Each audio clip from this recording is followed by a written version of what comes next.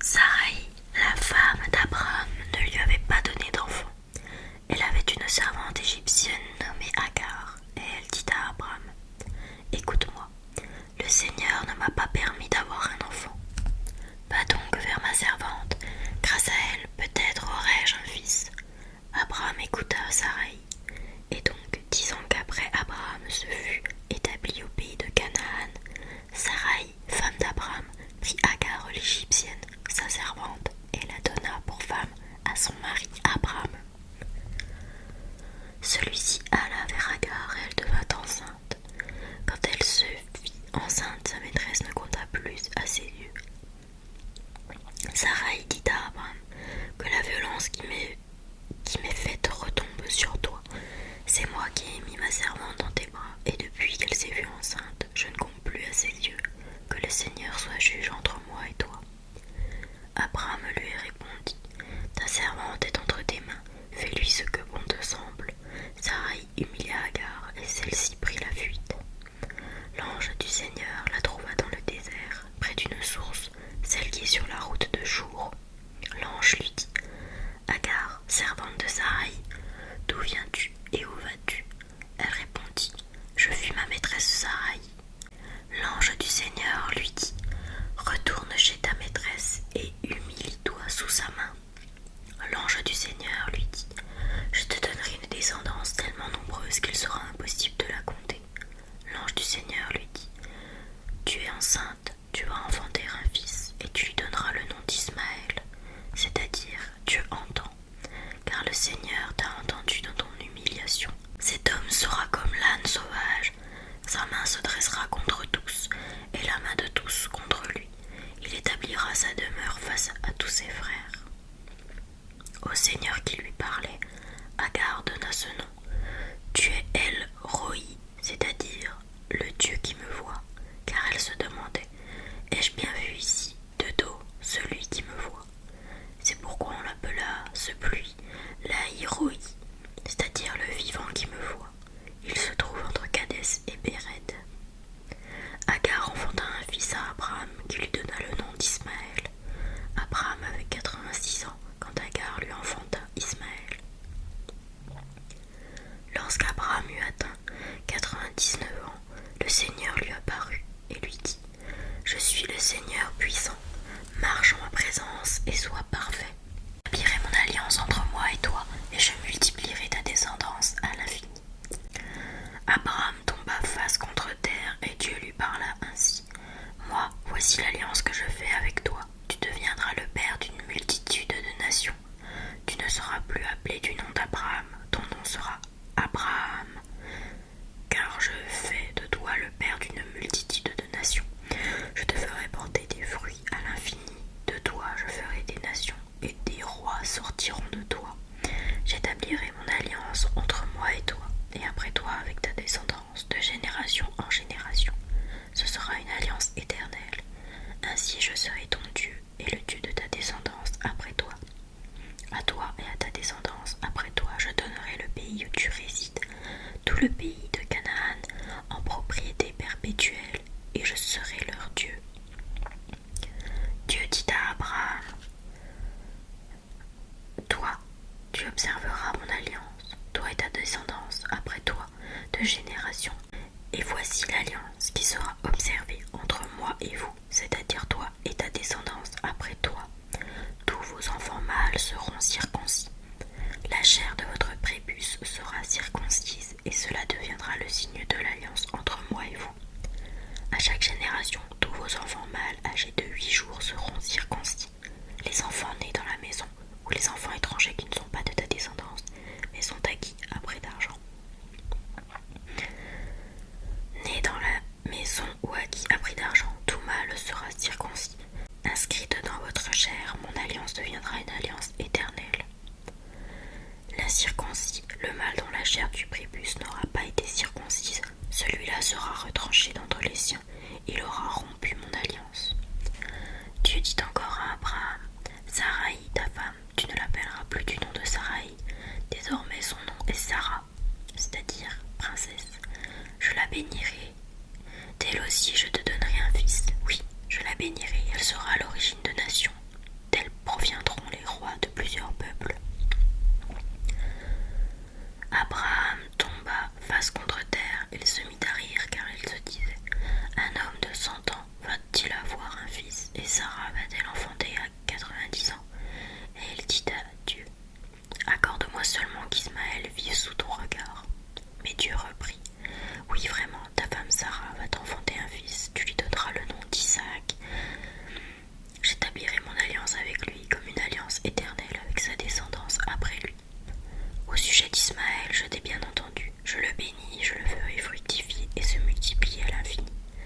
Il engendrera, il engendrera 12 princes et je ferai de lui une grande nation.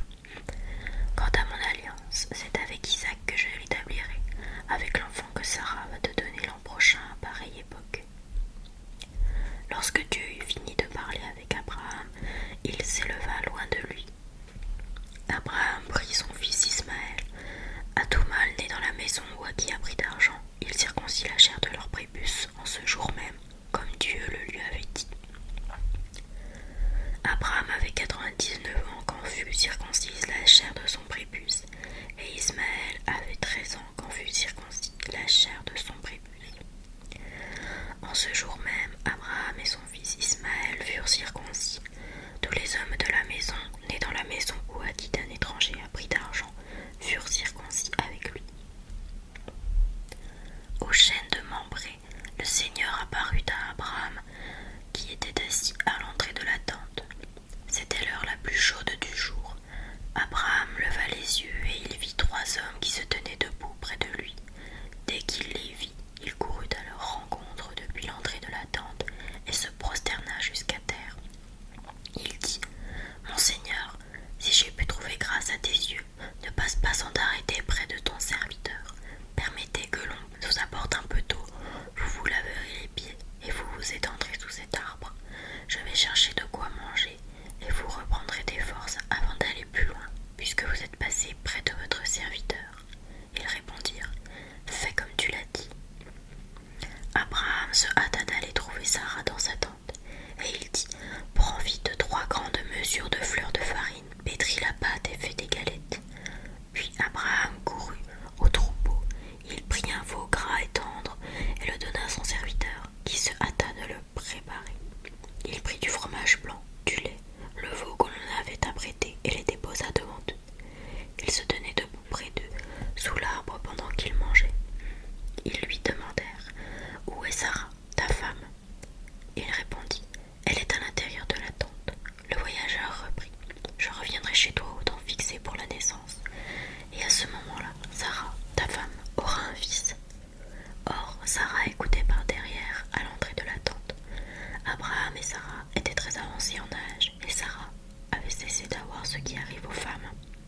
Elle se mit à rire en elle-même, elle se disait : « J'ai pourtant passé l'âge du plaisir, et mon Seigneur est un vieillard. » Le Seigneur Dieu dit à Abraham : « Pourquoi Sarah a-t-elle ri en disant : Est-ce que vraiment j'aurai un enfant, vieille comme je suis ?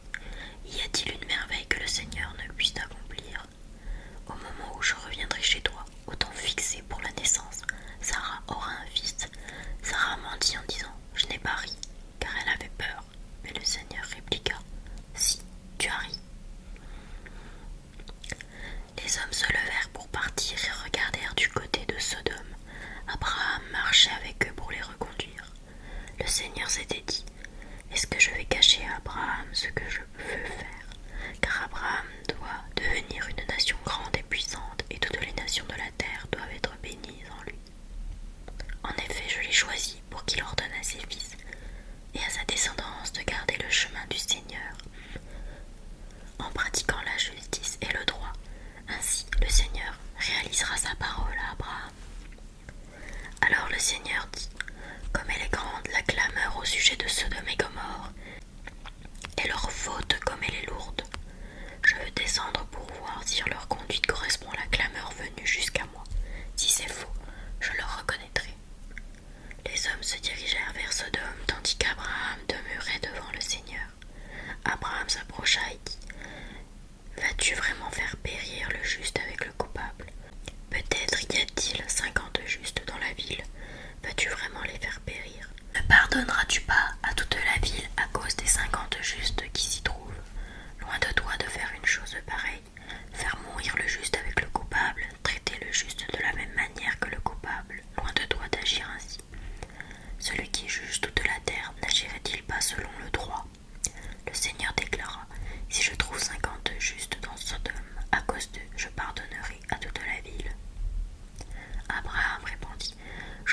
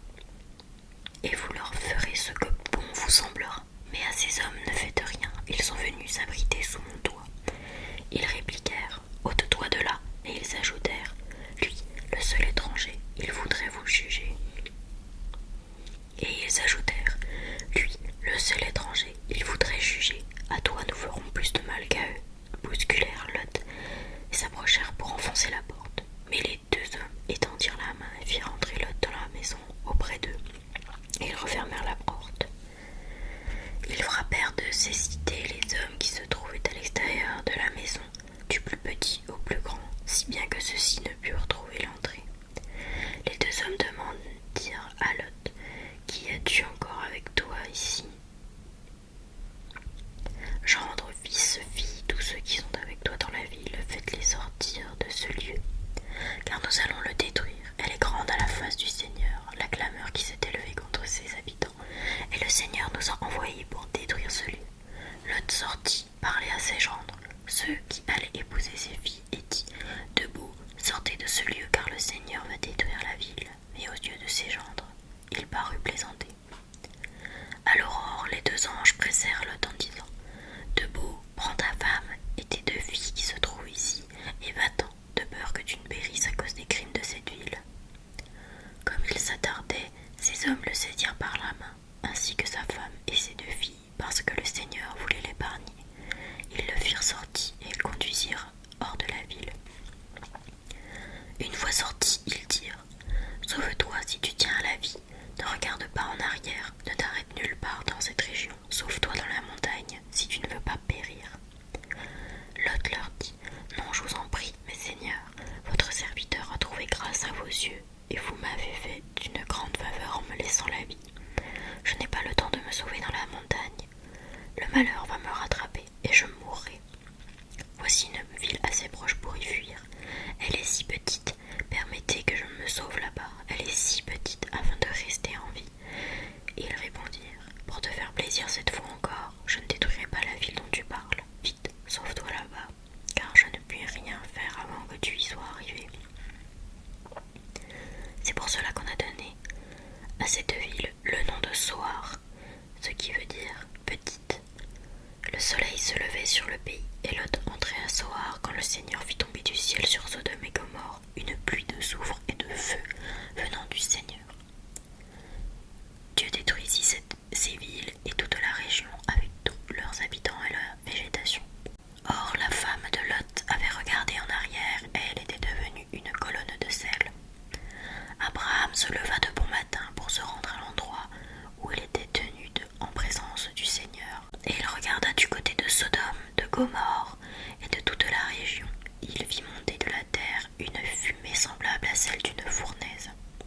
Lorsque Dieu a détruit les villes de cette région, il s'est souvenu d'Abraham et il a fait échapper Lot au cataclysme qui a détruit les villes où il habitait. Lot monta de Zoar pour habiter dans la montagne avec ses deux filles. Il craignait d'habiter Zoar et il vécut dans une caverne avec ses deux filles. L'aîné dit à la cadette: Notre père est vieux et il n'y a pas d'homme dans le pays pour venir à nous comme cela se fait partout. Allons, faisons boire du vin à notre père et couchons avec lui. Ainsi, grâce à lui, nous donnerons la vie à une descendance. Elles firent boire du vin à leur père cette nuit-là, et l'aîné alla coucher avec son père qui ne s'aperçut de rien, ni de son coucher, ni de son lever.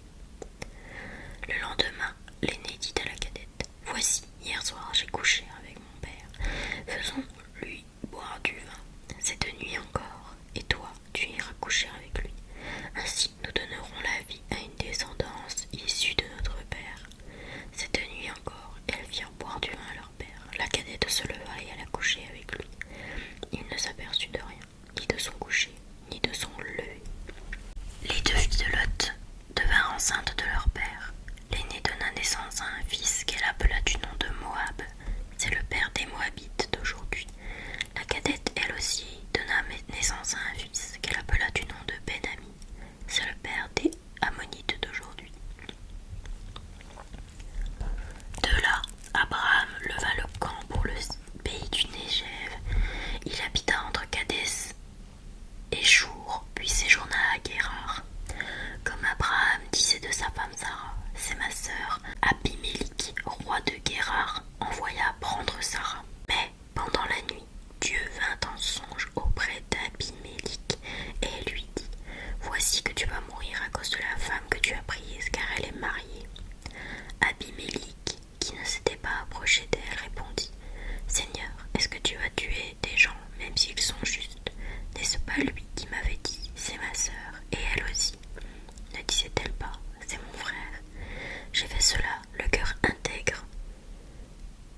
innocente, toujours en songe, Dieu lui répondit: Oui, je sais bien que tu as fait cela, le cœur intègre. Aussi, moi-même, je t'ai retenu de pécher contre moi. C'est pourquoi je ne t'ai pas laissé la toucher. Maintenant, rends sa femme à cet homme, car c'est un prophète. Il intercédera en ta faveur et tu resteras en vie. Mais si tu ne rends pas la femme, sache qu'il te faudra mourir, toi et tous les tiens. Abimélik se leva de bon matin, convoqua tous ses serviteurs et leur rapporta toute l'affaire. Les hommes eurent très peur. Ensuite, Abimélik convoqua Abraham et lui dit: Que nous as-tu fait là? En quoi ai-je péché contre toi pour que tu nous aies exposés, moi et mon royaume, à un si grave péché? Tu as fait à mon égard une chose qui ne se fait pas. Abimélik dit encore à Abraham: Qu'avais-tu en vue pour agir ainsi? Abraham dit: Je m'étais dit, pour sûr, en cet endroit, il n'y a aucune crainte de Dieu. Ils me tueront à cause de ma femme. De plus, c'est vrai qu'elle est ma sœur, la fille de mon père, mais non celle de ma mère. Et elle est devenue ma femme. Lorsque Dieu me fit errer loin de la maison de mon père, j'ai dit à Sarah: Voici la faveur que tu me feras. Partout où nous irons, dis de moi, c'est mon frère. Alors Abimélik prit du petit et du gros bétail, des serviteurs et des servantes, et il les donna à Abraham et lui rendit Sarah, sa femme. Puis Abimélik dit: Voici devant toi mon pays, habite où bon te semblera. Et il dit à Sarah: Voici que je donne 1000 pièces d'argent à ton frère, ce sera pour toi comme un voile sur les yeux de tous ceux qui t'entourent, et vis-à-vis de tous, tu seras réhabilité. Abraham intercéda auprès de Dieu, et Dieu guérit Abimélik, sa femme et ses servantes qui purent avoir des enfants. En effet, Dieu avait rendu stériles toutes les femmes de la maison d'Abimélik à cause de Sarah, la femme d'Abraham. Alors Jésus fut conduit au désert par l'Esprit pour être tenté par le diable. Après avoir jeûné 40 jours et 40 nuits, il eut faim. Le tentateur s'approcha et lui dit: Si tu es fils de Dieu, ordonne que ces pierres deviennent des pains. Mais Jésus répondit: Il est écrit, l'homme ne vit pas seulement de pain, mais de toute parole qui sort de la bouche de Dieu. Alors le diable l'emmène à la ville sainte, le place au sommet du temple et lui dit: Si tu es fils de Dieu, jette-toi en bas, car il est écrit, il donnera pour toi des ordres à ses anges, et ils te porteront sur leurs mains, de peur que ton pied ne heurte une pierre. Jésus lui déclara: Il est encore écrit, tu ne mettras pas à l'épreuve le Seigneur ton Dieu. Le diable l'emmène encore sur une très haute montagne et lui montre tous les royaumes du monde et leur gloire. Il lui dit: Tout cela je te le donnerai, si, tombant à mes pieds, tu te prosternes devant moi. Alors Jésus lui dit: Arrière Satan, car il est écrit, c'est le Seigneur ton Dieu que tu adoreras, à lui seulement tu rendras un culte. Alors le diable le quitte, et voici que des anges s'approchèrent, et ils le servaient. Quand Jésus apprit l'arrestation de Jean le Baptiste, il se retira en Galilée. Il quitta Nazareth et vint habiter à Capharnaüm, ville située au bord de la mer de Galilée, dans les territoires de Zabulon et de Nephtali. C'était pour que soit accomplie la parole prononcée par le prophète Isaïe. Pays de Zabulon et pays de Nephtali, route de la mer et pays au-delà du Jourdain, Galilée des nations.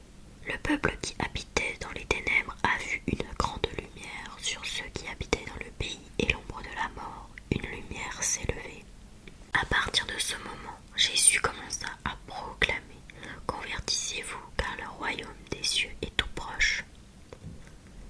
Comme il marchait le long de la mer de Galilée, il vit deux frères, Simon, appelé Pierre, et son frère André, qui jetaient leurs filets dans la mer, car c'étaient des pêcheurs. Jésus leur dit: Venez à ma suite, et je vous ferai pêcheurs d'hommes. Aussitôt, laissant leurs filets, ils le suivirent. De là, il avança, et il vit deux autres frères, Jacques, fils de Zébédée, et son frère Jean, qui étaient dans la barque avec leur père en train de réparer leurs filets. Il les appela. Aussitôt, laissant la barque et leur père, ils le suivirent.